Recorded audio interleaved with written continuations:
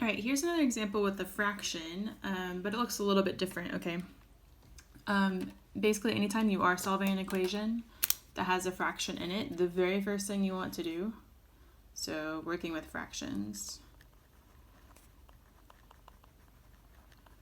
the very first thing you need to do is isolate the fraction.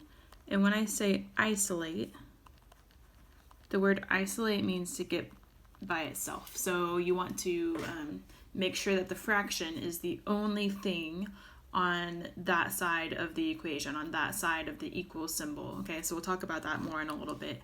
Isolate the fraction first, and then you want to clear the denominator. And that's kind of what I talked about in questions A and B in a previous video.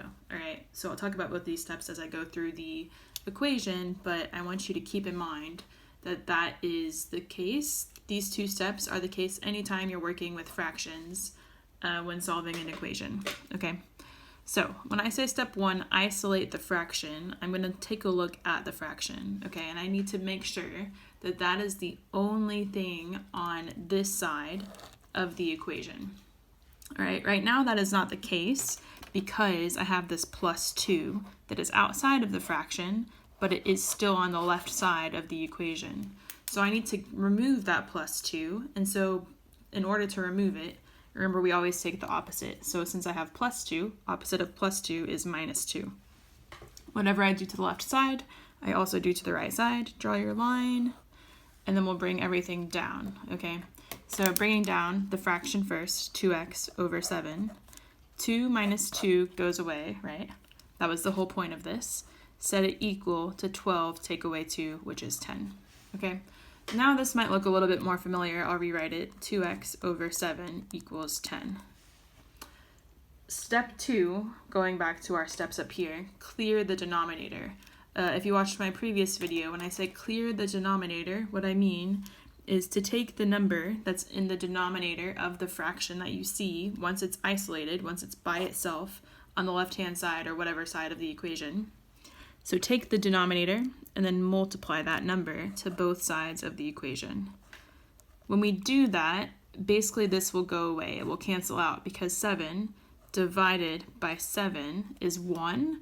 And if you're multiplying 1 times 2x, which is the numerator, you would just end up with 2x. Okay, so basically this clears the denominator and you're left with just whatever the numerator value was. All right, set that equal, bring down the equal symbol to our right-hand side, 10 times 7, which is 70. All right, so now I have this equation, 2x equals 70, or you could say 2 times x equals 70. To get rid of this 2 here, the opposite of timesing is divide. So I'm going to divide both sides of my equation by 2. The 2's on the left-hand side cancel. I'm left with just x on the left-hand side. Bring down my equals, always bring down that equals. And then 70 divided 2 is 35. That is your answer. If you want to, you can go back and double check. Right? I would always stick to these steps whenever you see a fraction in the equation that you're solving, whether it looks like this or whether it looks like the above examples that I've worked where you only started off with just a fraction on that side of the equation. The steps remain the same. Okay, so keep that in mind. Keep asking questions and good luck with the rest of that worksheet for today's work.